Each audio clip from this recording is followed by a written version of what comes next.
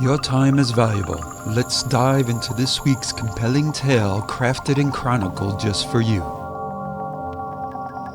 For centuries, the remote Swiss village of St. Moritz has drawn pilgrims to the Moritz Springs, whose legendary healing waters bestow miracles upon the faithful. Though nestled amid breathtaking alpine vistas, the town harbors dark secrets from its history with sinister occult forces. In the year of 1927, every night starting at 12:34 a.m. and ending at 3:21 a.m., a mysterious sound would echo throughout Switzerland mountains. The Festerahan, Monte de Rosa, and Piz Bernina. The locals describe the sound as that of wooden wind chimes, but at a higher octave and a stronger volume. A promising 21-year-old speed skater named Wolfgang Grafenried trained rigorously for the 1928 Winter Olympics. Dedicated to his craft, he was on the slopes every day. One bright sunny day, he became enchanted by the red-haired 16-year-old transfer student Lilith, who appeared during final preparations for the Olympics.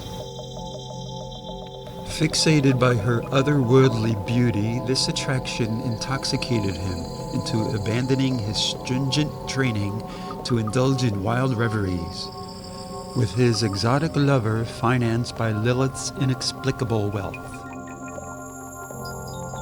In contrast to Wolfgang's mature personality, Lilith's first impression was one of superiority and boredom. Glimpses of enthusiastic conversation, though, hinted at generosities, but when interacting with others, there are signs of impatience. As weeks passed, Wolfgang's coaches demanded his full dedication. His now immature perspective obscured his lack of focus, they said, and reminded Wolfgang of his childhood dreams. He could be the best there ever was for decades, but natural talent will only get you so far. Now forcing him to choose between his dazzling mistress and pursuit of Olympic glory, he deserted Lilith. Lilith's eyes were pools of tears as their nightly 12:34 a.m. rendezvous tryst did not happen. Wolfgang's unaware Lilith was carrying his child. With applause that was as loud as the 1908 Tunguska event, the hometown skater started off the Olympics well. But before every one of his meets, that loud clanking sound reverberated throughout the mountains. Wolfgang fell several times during the competition, placing 5th overall. He was very disappointed, and once home, the stares of the St. Moritz's citizens revealed the true wrath. After his humiliating defeat at the Olympic Games, ravaged with guilt and self-pity, Wolfgang returned to beg forgiveness, only to find Lilith had vanished. The strange midnight sounds ceased as well. The nuns of St. Basil took Lilith into their rectory, where she conceived her daughter, Ravina. Wolfgang never knew what happened to Lilith, but maybe if he was aware, he would have cruelly abandoned her again. Demented visions tormented Lilith, and 2 exorcisms were performed by St. Basil's Monsignor. Lilith's eyes were always closed, puffy and wet, during these visions and the rituals, so was written in a nun's diary unearthed last week. My friends, what I am about to describe to you may disturb your dreams tonight, but the truth must be heard. Grotesque worm-like profiles writhe in the shadows of a room, pulsating and oozing like living tar. Similar to Medusa's hair, nightmarish threads stretched and contorted, forming fleeting limbs that bent at unnatural angles before melting back into the writhing mass.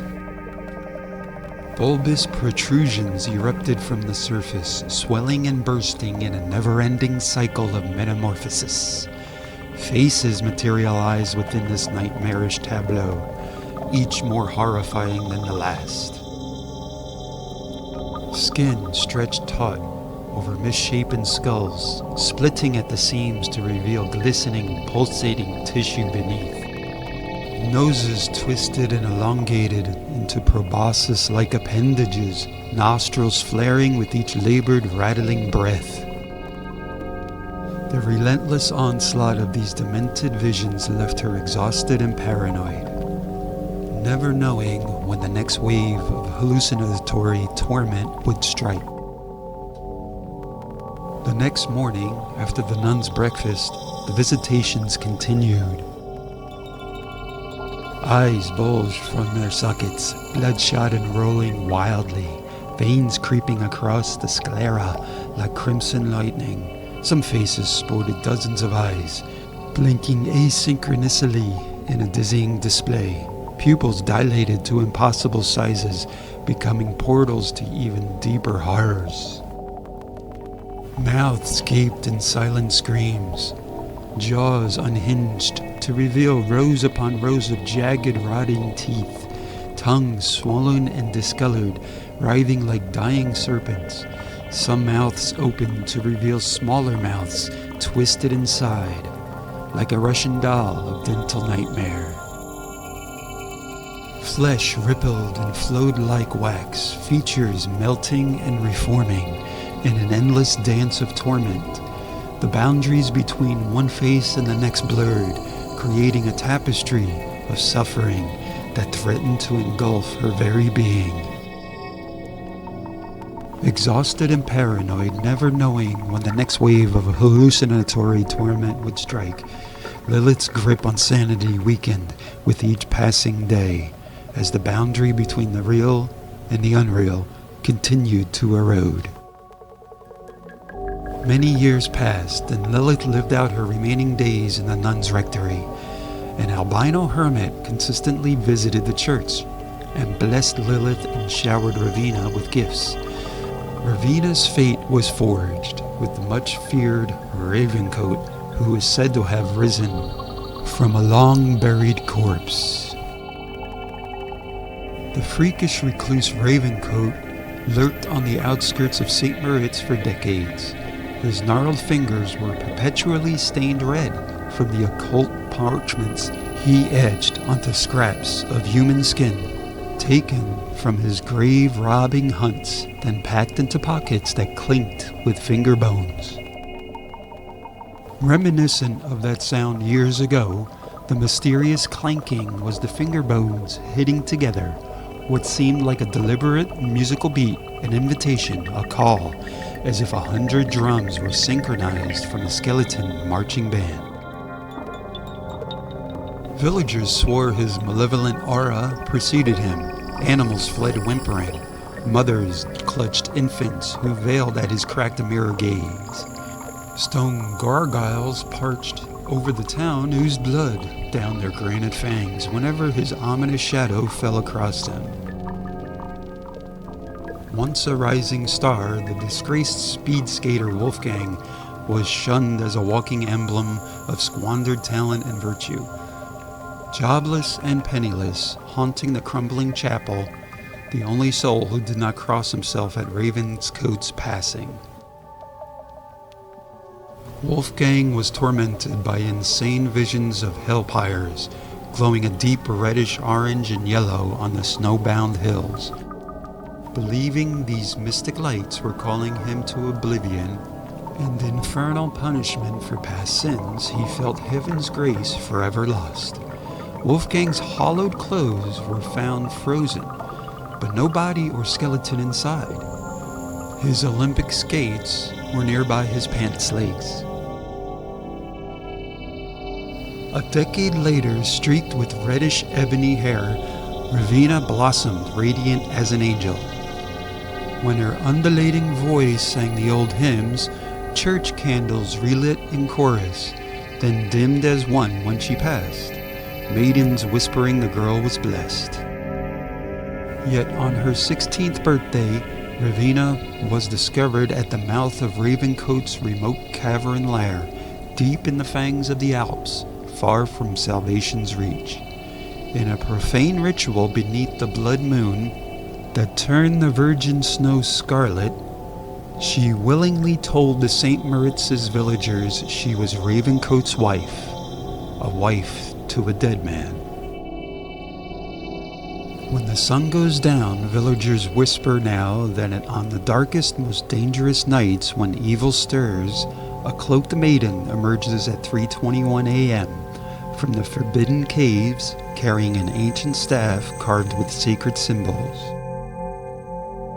Though her hood obscures her face, white hands extend from her crimson sleeves, offering vials of protective elixirs to the lost, wandering the icy bluffs, plus potions that bring barren lands back to life.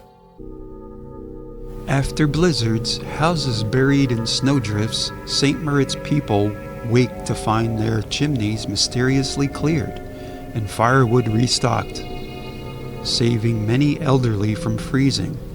Canny folk have noticed cloven tracks crisscross their doorsteps during these merciful visitations and realize they belong to no earthly herd.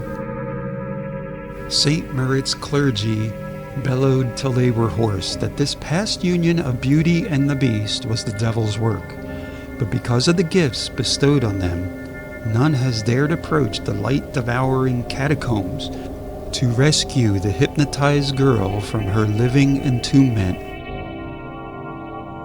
Through the years, her lyrical voice can be heard in the Alps, singing in time with Ravencoat's clanking sound of the finger bones, calling her father's name Wolfgang.